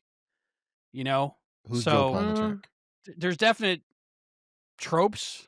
Let's say I don't know who Joe Polnicek is, unless you're talking about Okay. Facts of Life. Facts of Life. Yeah. Okay. Oh, yeah. I don't know. I think Alright. that, honestly, I think now you're stereotyping Albie. Maybe I might be. I mean, might be let's just put it looking this for way. things As that I want. as a grown man who often goes to the opera alone with a little white dog. Aw, in Miami. You're not in Miami. It would not surprise me if she were a lesbian or bisexual or queer in some way. Oh, Erica? Erica. I think that's Um, I think that's I mean, implied. yeah, I want to say they made some reference, some line she said that indicated that that was the case. I don't remember exactly what it was or which episode it was. Um, and it wouldn't surprise me if Uhura was like I said, I don't. It's not the it's not the same sexness of it that I'm like that's kind of bugging me about it. It's not even bugging me about it. It's like I'm like just Yeah, don't you're do just the not seeing the don't connection, do that kind of connection. don't do the expected thing. Hmm. I guess is what it is. Maybe for they me. won't. Maybe they won't. Maybe they're just gonna leave it at this level.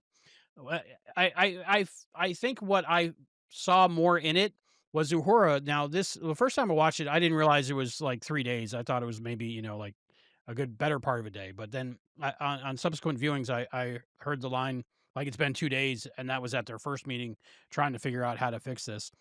But Uhura is like upset the whole time. Like she's on the verge of tears for like 3 days straight. Yeah. I yeah. But again, like I would be like that if it was my best friend too. That's true. So I Aw, you would be that upset about me? sure, man. Aw. I'm trying to remember in the beginning during the Disagree. anyway, it, 61%, buddy. 61%. it's a small thing. It's a small thing. When they when I told you that in confidence, Chris. when You they weren't supposed unveil to the tell people. plan to send the shuttle in, the stripped down shuttle to instead of the probes, was that Uhura's idea? Maybe that's Yes. why she's so upset because Oh, she maybe I sent should Erica feel out before responsible. Erica was ready, and now she's in this mortal peril, and it's my fault that she's out there because I couldn't get the sensors or the remote sensor buoys to Uh, work. I maybe there may be some degree of that, or maybe just like what, I had a bad feeling about this from the beginning. I tried to. I couldn't really warn you off, but like I had a bad feeling about this. I had a bad feeling about this, and I didn't. I guess I didn't do more to. I don't know. If I'm being completely honest, with this episode, it felt like she was fighting harder than everybody else. I mean, of course, everybody else wanted her back, but it felt like she was the only one who was outwardly, emotively doing so. And even though Pike was, I'm with you every step of the way, like, give me it, like, I'm not leaving until I absolutely have to leave. He wasn't, I don't know. Do you think? It Do you it think the seemed her, and again, still within the bounds of fine, but her level of angst was way farther. So I guess that does lead some credence to your theory, Albie. Um, if you want to look at it that way. Um, but I also kind of felt like it was, because show, like you said, this is kind of a because show. you could also headcanon it a different way. Uhura's the youngest member of that bridge crew, and Mm. she's the most green. And maybe Hmm. this is just her first real crisis that she feels personally responsible for. So she's With wearing someone her she heart knows on that her well. sleeve. She's carrying the weight of it on her shoulders, and she doesn't know how to do the poker face, how to have that. What was it when Wesley asked? Was it he asked Riker? Like, what do you do when, your crewmates are dying around you? And Will is just like, you go on because you have to, and you deal with it after. And they never address how you deal with it after, but it was just like, it's not for the moment. The moment is Mhm. the crisis, and everybody's life is at stake. We have to get through the crisis. Deal. I like that. So maybe I like Uhura that. hasn't learned that lesson yet, where they all have on the bridge because they're all so many, so much more seasoned. That's a really good point. Uh, yeah, Anyway. I like it. Una, on the other hand, she was like, we all know Erica's not in TOS, so what are we still doing here? She's like, this is probably it. If not, her time's limited anyway. Alright. I Oh my when goodness. she first got to, I'm taking this back down to the planet or the moon. Mm. When she first got there and she was kind of narrating, she was just kind of talking to herself. I was like, oh man, okay. I mean, I guess like because the other way to do it, like you got to do it some way, right? You got to say what she's Yeah. thinking. So either she's like keeping a log, or she's talking to herself, or we get to hear her thoughts. I guess would be fine. But instead, she's talking to herself, and I'm like, I don't know if I want to watch an episode of this. But also, it's exactly this character would absolutely be talking to herself every step of the way. And she would absolutely be talking to a Gorn, whether or not she thought she could, because that's who she Yeah. always talks. Like, I don't, not in a bad way, but that's who she is. She is a chatty person. She Well, always the thing is, talks. she actually had to talk to the Gorn because the Metrons sunk her space volleyball with the shuttle into the crevasse. So, Yes. The- you I can. didn't see, you couldn't hear when you turn the captions on when the ship still, she goes, Wilson! I'm sorry, it's Space Wilson. Space Wilson. I can tell you as someone They who don't know I what work it Wilson. graveyard shift. I worked graveyard shift for like I think 7 years by myself at a restaurant, Yeah. and I talked to myself constantly. Otherwise, because I lived alone and I worked alone. So if I didn't talk to myself, I wouldn't talk to anybody. So Yeah, I it's easy to definitely, do. yes, when I have worked shift solo, I absolutely talk to myself. 'Cause Mhm. you have to. You have to, and it You and have then to. That you have a you It's have gotta conversation. to. be, yeah, I mean, now that Like, I think about it, I used to have a habit when I woke up in the morning, like, in the bathroom, just getting ready, talking, just saying errand, and I stopped myself because I said, "You're gonna have dementia soon, you gotta stop." I made a conscious effort to stop doing it. Who's the big boy? Who's the sexy boy? And you smack your own ass. That's what I'm picturing. So who was the sexy boy,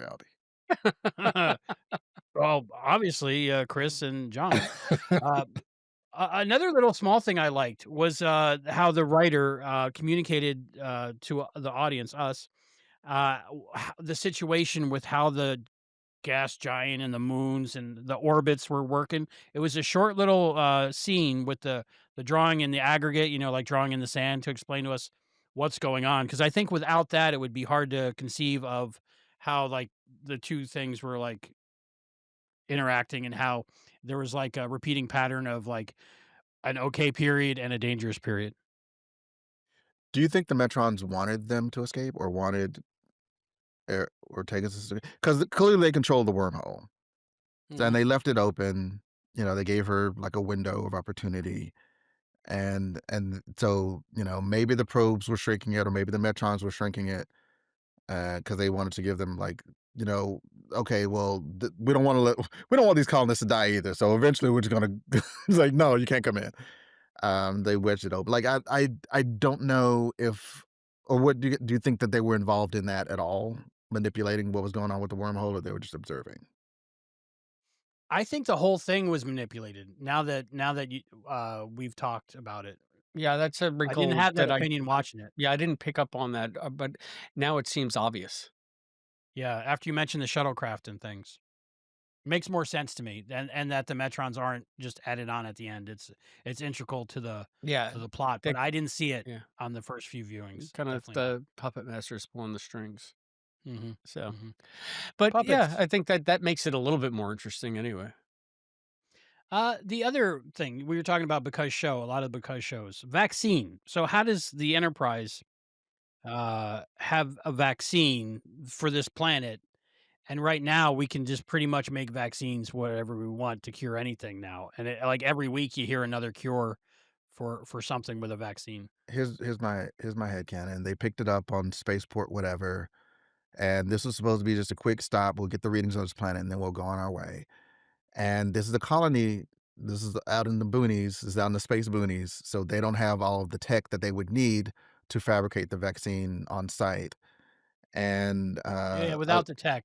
So I, if it's like a farm community yeah, settlement or it's a something. Yeah, colony. They just got so there. They discovered some new thing that's on the planet, and so and they can't. I'm like, okay, well, can they keep someone there to keep trying to find Erica?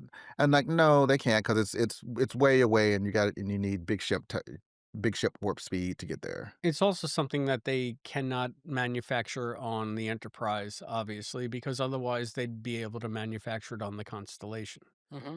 So that they have to rendezvous. So I agree with John. I think they picked it up from somewhere. They were ferrying it to the Constellation, who was going to ferry it to the mining colony. Mhm. Some Yeah, rare mineral that maybe. they had to. I just know today's technology, they're working on devices that will sense new viruses and just create a vaccine and But just I mean, release it. even in TOS, the miners were living in Yeah, caves with cast iron pans and buying wives. So what makes you think they have any kind of medical facilities? They don't even have that's flush true. toilets. And yeah, like That's we true. may understand viruses here, but those just human viruses. Like, what about space viruses? Oh, yeah, There's all good sorts point. of, you know, That is a good point. you don't know you don't even know what's out there, man. Did you get any Darmok from this episode? That's another one that you can obviously say is one of Mm, the enemies coming together and understanding one another. Dormak was much more cerebral in the fact that they took the time to learn each other's language. It wasn't just a yes no kind of thing, but they had to understand Agreed. each other through story, through allegory, to understand how similar they were. So it just Was that the on? one thing about Dormak that I didn't, because they're saying it like there's no context for their language. It's completely unintelligible to anybody who's not. Picard figured it out in an afternoon. I yeah. mean, we got teams of Federation linguists coming through and saying, no, it's impossible to talk to the species. Oh, I don't think so, number one. Yeah, hold my flute. Agree. But I still love that Agreed. episode. Agreed. No, How you, many? yeah, How I long mean, do you think in the writers' room, like they were just pitching all the different ways they could be positive, and negative? Should we say yes or no? Should we say agree, disagree? Should we say affirmative, negative? Like aye, Yeah. no. No. Like a puppet from a Should we 70s give them a kid show. yeah? Maybe. Third I don't option. know. Sounds good. Sounds good. Sounds bad. Yeah. Now that we're talking about it, how much was It's Darmok like a riff on the Arena? the TNG version, the TNG Yeah. version I of don't it. think so, because the thing with Dormak was that they were down We're on the actively planet. trying to communicate. They were actively, Mm. and it wasn't them fighting each other. They were had to. It was like an invisible monster, True. right?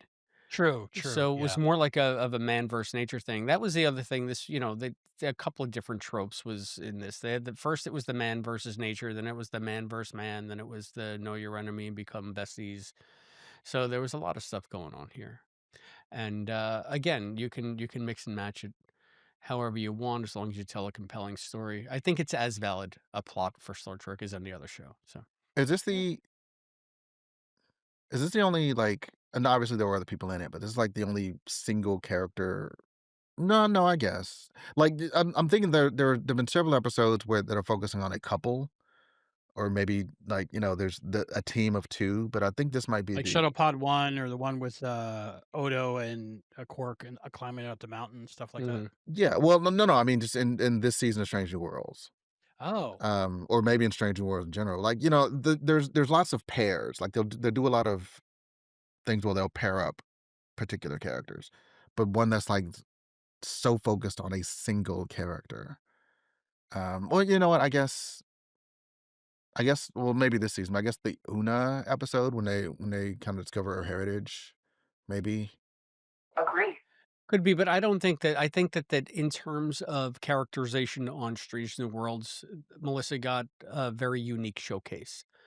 Oh, This yeah, reminded absolutely. me of if you yeah. had a 22, 26 episode season, you would have an episode like this. And it's nice that they found the time to give her finally the spotlight, which is kind of how I began. So I don't know if we should start wrapping up. I feel like I'm starting to Okay. repeat myself. Yeah. I'll just say I'm of two minds about Erica getting her own episode and Melissa showing us how good she is. It makes me glad that she was finally showcased, but it also makes me sad that we've had her this whole time and we've only gotten a line or two here and there from her. So Yeah. I The last thing I'll say is that that was it. That was what I was gonna say. No, I'm kidding. Agree. I like that. Uh, they kind of, obviously set this up several episodes ago, and they cleared her for duty before this, and, like, she had, like, she was kind of reckless a few episodes ago. Several, I guess, in context, several months ago. She's cleared for duty. She's good to go. And then she's placed in this situation. And she's not, I mean, she was re-traumatized, like, at the end, but it wasn't like she saw Gorn and, like, lost her shit. Like, I like that they allowed her to effectively heal before they placed her in this situation, Hmm. which a Hmm. lot of shows wouldn't necessarily do. They would just, like, remember how she's scared of Gorns? Look, here's a Gorn. Like, no, she's good. She didn't panic in the shuttle. She didn't do anything reckless in the shuttle when she was going down. She did everything that she was supposed to do, and just kind of as a message that, yeah, horrible things can happen, but you can also move past it. And it could have been a different episode to where she was so traumatized still that she was actually hunting and trying to actively kill the Gorn, and that would have I been totally I different. think they did enough of that where she's Mhm. mistrustful and she's like, her first instinct is to attack, or at least to be, but, like, once the Gorn was not aggressive to her, she was not aggressive to the Gorn. I think that Yeah. was, I prefer that take on it, that call. Two quick things before we wrap up our discussion. From me, did you get Galileo 7 as soon as she exploded the atmosphere? 100%. 100%. It's like John? Obviously, it's like Galileo 7, it's like sending up a flare. because she shot the thing in the thing, just like on Galileo 7. That was fire, That's funny. explosion. Uh, Agree.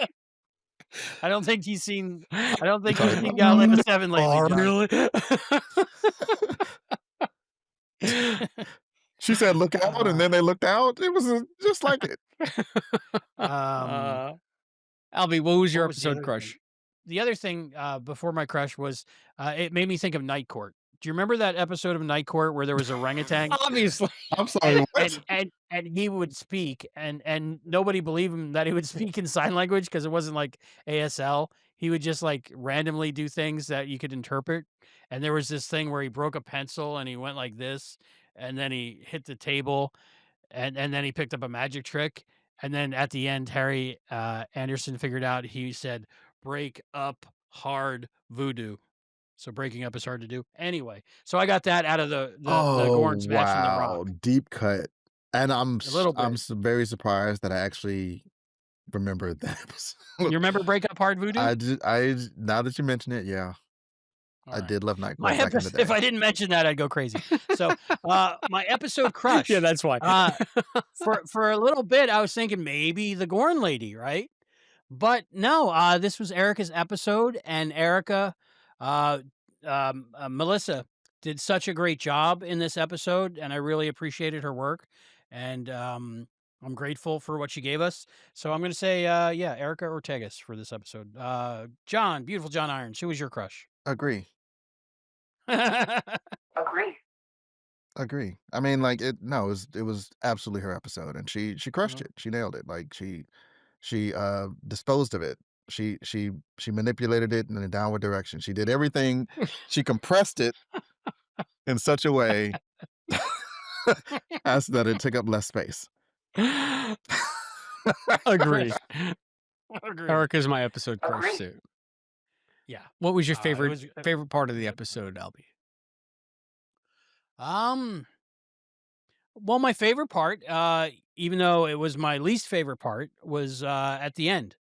When the Gorn died, was killed by La'an, which is confusing the heck out of me because I love La'an, and I understand why she did it because Gorn and security chief, but yeah, it's also another big message. You know, you can't assume just because you think somebody's an enemy that they're gonna do something. It goes into like people of authority killing kids because they think they have a weapon or something like that.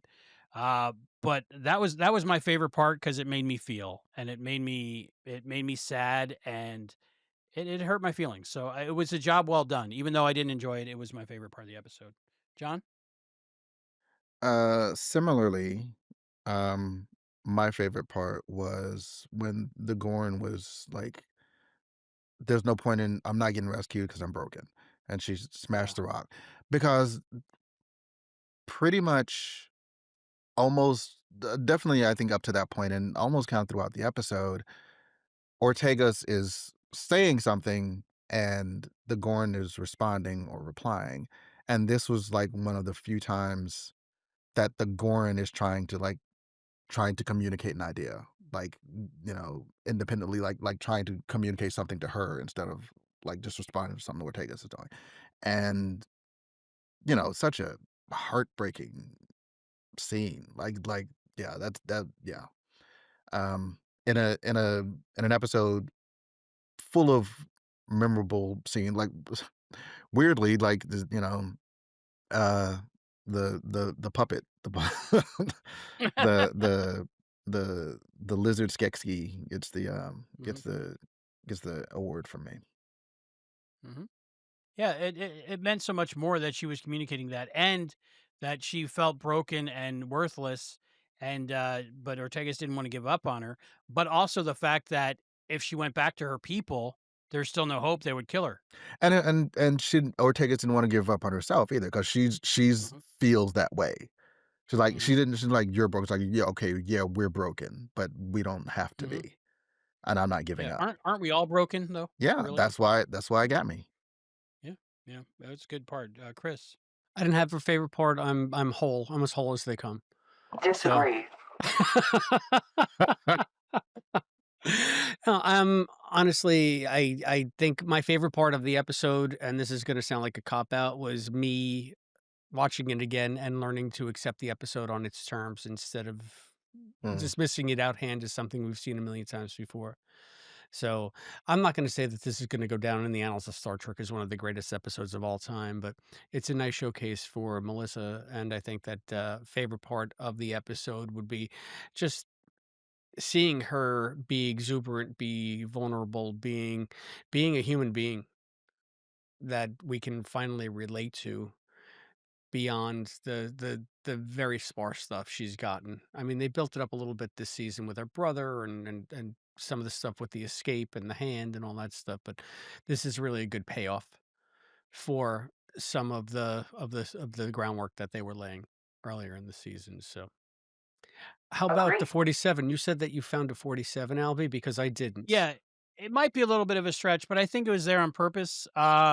Before they found which moon Erica was on, they had searched 146 moons. So Erica was on the 147th moon.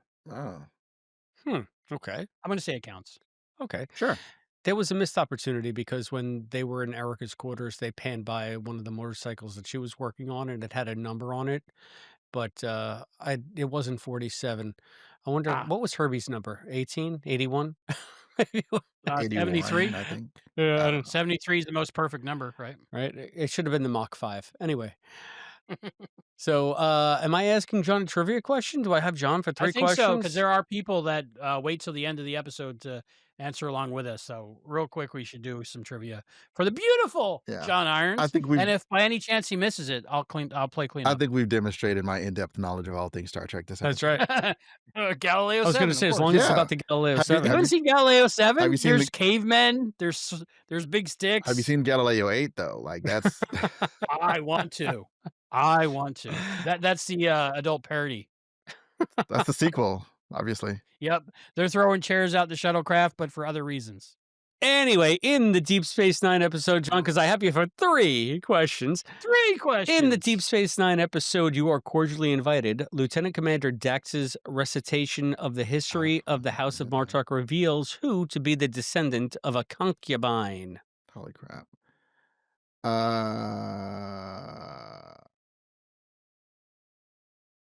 I have a guess, but I don't know. All right, so you are cordially invited. I guess is that the marriage of Dax and Worf? Okay. The answer is yes for people listening on the podcast feed. Yeah, agree. We're all nodding our heads. Agreed. Great So podcast. it reveals who to be a descendant. So, all right, so I guess should we only be talking about? No, should we randomly talk about other people in the wedding party? So I'm guessing either her or Worf. It's a weird way to ask the question if it's one of them, though. But I'm gonna say she is. Jadzia? Disagree. Yeah. That's some trill. It was Albie. What was your? What's the question? Say the question again. Okay. In the DS9 episode, you are cordially invited. Lieutenant Commander Dax's recitation of the history of the House of Martok reveals who to be the descendant of a concubine. Oh, is it Martok? Albie, your answer? That would Disagree. be awesome. I'm gonna say Duras. No, Kalas. Yeah. Okay. Kalis is descended Kalas. from thieves and horse. Now it was General Martok's wife Sorella, who was always so mean to Jadzia, so Ooh. she got her comeuppance. You see. All right. Wow. So Shaming. you got one wrong, but you still got a chance to get 2 out of 3, which ain't bad. We got you for 3 questions. Play along at home. Let us know in the comments below if you got the answer. In the movie The Wrath of Khan, why does Dr. McCoy give Admiral Kirk reading glasses for his birthday? So that his eyesight will improve when he reads. Next. Kind of. Disagree. No, that's because he wanted to read a book and he was trying to read. No, I'm serious. Like no, that was like Disagree. no, that was the thing, right? He was trying to read a book and it was frustrating to him until he got him Does- glasses to help him read. Does it say why does he need glasses? That's the What is- thing. Am Why I- am I- does he am I- give? Yeah, you know what? Why am does I he wrong give in that? Admiral Kirk reading glasses for his birthday? Okay. So Well, yeah. I mean, Well, that- technically, but I mean, there's an in-universe reason for why he's giving him something as antiquated as a pair of glasses. Agreed. Albie, do you want to say the line? We can do it together as a skit. He's allergic. I'll do it. I'll be McCoy. Okay, you start. For most people your age, I prescribe Retinox 5. I'm allergic to retinox. That's right. So Agreed. here's happy birthday, Jim. Oh. Here are your glasses. I'm allergic to Retinox. all right. So there you go. I mean, Which they established in Galileo 7, if you remember, John. and that's fine. Right? He talked about it right before I the feel like flare went up. I feel like I get partial credit for that because I was like, I Yeah, actually yeah, remember yeah. the scene. I didn't remember the. You're not wrong. If you went to the Jeopardy judges, they would give it to you. Yeah. Well, let's do All that right. And this last Go. question is written by Erin Solano of San Diego, California. then. Oh crap! She I'm dead. asks, I know I'm this already is this doomed. Erin's, this is it. How many episodes were there of Star Trek, the animated series? Ooh. Okay, 1 season's worth. That's incorrect. No, that's actually wrong. There were 2. Were there 2 seasons? There Yeah. were. There were 2 seasons. All right, so let's see. 60s animation, 2 seasons. Yeah, I'm gonna say. I mean, I'm not gonna get it exactly. Was it 47? That would be awesome. It's I know it's 47. not. Albie, what is it? I know it's not, but it's like it's A little bit of prop com. it's like This many. Uh, How many is that? is that like 3 episodes each? I think 2. I want to say 2. I want to. It's in the 20s, right? It's like 20, 26, Yeah, I don't even 27, know. something like that. I'm gonna say Bente Dos if I had to guess. Albie gets it right. 22. 22? Wow. 22, Bente Dos. amigos. So John gets 1/2 a point. I'll take it. Let's be Great job, honest, John Iron. better than And we what want I was everybody gonna in the get. comments to rate our recreation of that pivotal scene from Wrath of Khan when Well, you Kirk know is what? Last allergic to time, retinox. Yes. last time I was Ship on, I got 3 out of 3, so I'm Danger. maintaining my average. Yeah, you're doing great. And those You're doing classes great. come up again in Star Trek 4. Yeah. Those were a gift from That's Dr. the McCoy. beauty That's of the it. beauty. They That's will the be beauty of again. it. All right. All right. Trek and So Tell. now our Do we final thoughts and have any ratings? Trek and Tells or final thoughts and I think Trek you and just Tell. did a Trek and Tell with the animated series. Okay, we'll Mm. take that one. Yeah. Yeah. We'll go with that. The animated series on VHS. All right, there we go. So I don't have a Trek and Tell Just had it today. at hand. Yeah. Anything else? Okay. Final thoughts and ratings. We'll go with John Irons first, then me, and then wrapping it up will be Christopher D. Philippus. All right. The beautiful John Irons. All right. Final thoughts and ratings out of 5 silly objects from the episode. As discussed, I very much enjoyed this episode.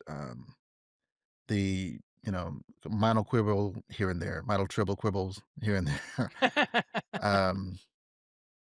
Quibbles, tribbles, famously piloting Galileo 7 in the unabridged version. Disagree. No, I really like this episode. I'm gonna give it 4.7 fudged numbers out of 5. No, I like that. Oh snap! 47. I did it. I didn't even mean to. Agree. Working on 8 levels. I'm not even prepared for myself. I think it was done amazingly well. I don't think you can fault the episode for other things than this episode having been done before. And I think we've established talking about it.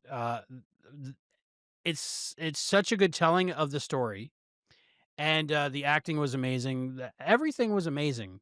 I really enjoyed the music. I thought it was shot beautifully, directed beautifully. Music was really good. For me, I have a thing with Star Trek where I love comfortable episodes that I just want to enjoy. Like you could see in the afternoon, just sitting down on the couch, hoping to fall asleep watching something. But you put it something that you enjoy and makes you feel good. This I enjoyed and it made me feel good. So like it passed the what my brain loves about Star Trek test. So and any episode that makes me cry because a Gorn got killed, I'm gonna give it 5 out of 5 paper airplanes. Yeah. Chris. Well, I think I've said like both of you, I've pretty much really turned around on this episode on the second viewing, and I'm happy to see that Ortegas gets her chance in the spotlight. The only thing that I hope as a final thought is that this is not following the disco SNW formula of humanizing someone right before you off them. So let's hope Yeah. Erica does make it to the original series. We just didn't see her because it's an awfully auspicious and suspicious time to get to really know this character for the first time. Season finale coming up, anyone? That Don't say ooh, I don't that. Don't know. even That's put this out in the no universe. one's safe. that's Don't put it. We put it No in don't the know one's what Star safe. Trek happens to him. No universe. one's safe. No one's Erica's the only one that's not safe. I think that that being said, though, even if they are pulling that same cheap trick, which I don't know if they are, I still enjoyed the fact that we got to go on this journey with Erica. So I'm going to give it, let's say 3.75 crystalline regolith healing glops of goo out of 5. Agree. See, I didn't take the edible centipede chess piece because I assumed someone else was going to use it. I just went with paper airplanes. I thought that was Paper something. airplanes. That was actually a really nice touch. Yeah. I really like that actually. I The like character I like seeing the moments. set deck in her quarters with the old fashioned earth planes and all the different things. She likes to go fast. She Yeah. likes to go fast, and we like it when you go fast out there in YouTube land and like and subscribe and share and comment. Do all of that down below. You can also Become a member so you become a can watch the after member. show. Yes, so you can watch the after show. Members only after show. I still didn't get my members only jacket, but I'm working on it. Working on it. Anyway, Any we day want you now. to subscribe, like, share. You can support us here on YouTube, or you can support us on Patreon. That's patreon.com/Treksploration. You can tell us what you think of this episode or any episode of Strange New Worlds in general, or even of Treksploration. Hit us up on the gram at Treksploration Agree. Pod, at Treksploration.bluesky.social, Blue TikTok.com/@Treksploration. skies, Email us that's the blue TreksplorationPod skies. at Do I see? gmail.com. Send me your centipede bone chess pieces to P.O. Box Agree. 542, Bayport, New York, Wash them first. 11705. P.O. Box 542, Bayport, New York, 11705. You can support the show in a one-time manner in a couple of ways. First of all is this QR code that Albie's going to pop up right now where you can scan it Agree. and give us a one-time PayPal donation. You can also go to buy me a coffee. That's buymeacoffee.com/Treksploration. You can also go a little bit whole hog, do more on the Patreon, do more here on the YouTubes, different levels, different perks. So look all that up. I'm too Agree. tired to go by. So just remember that any comments you make may be used in an upcoming episode of Treksploration. And speaking of upcoming episodes, Albie, are we almost there? We're finally there. The season 3 finale of Star Trek Strange New Worlds. And it's called New Life and New Civilizations. Ooh. Bum, ba, bum, bum, bum, bum, bum, I wonder if the bum. series finale is going to be like where no one has gone before. No, that actually makes sense. I didn't think it would. New Life and New Civilizations. Any idea what it's about? You know what's funny? All of the screeners have had preview images, just one, like a vid cap. Right? This Yes. one and New Life and New Civilizations don't have them. It's just like a little blue square.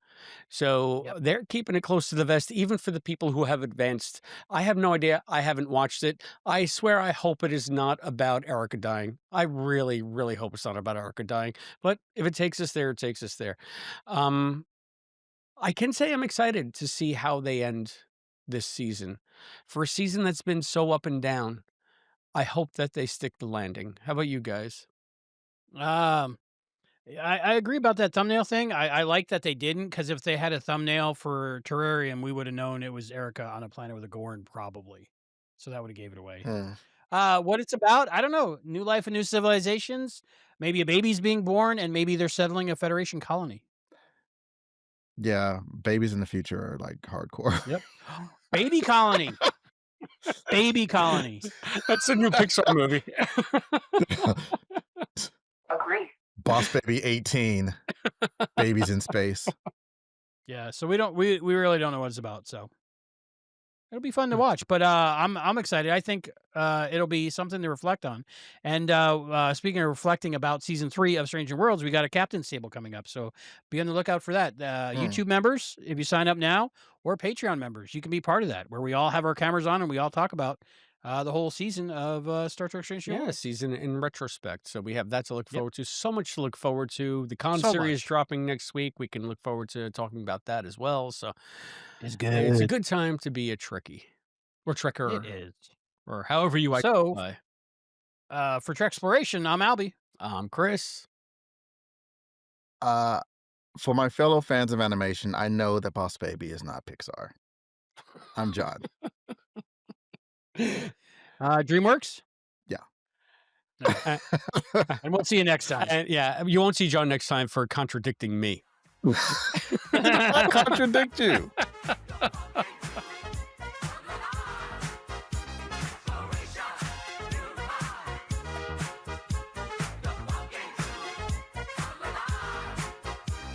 Sideways fun, we set the stage. We said Albie blue widows from every age. Captain Charles, get ready through the cosmic tide. Get our militant look. Time to survive. Terrarium! When the Gorn gives hugs and makes you eat space bugs, terrarium! Or feed you space bugs. That would be better, right? When the Gorn gives hugs and feed you space bugs, terrarium. Yeah, that one's good. Yeah, I like that one. Okay.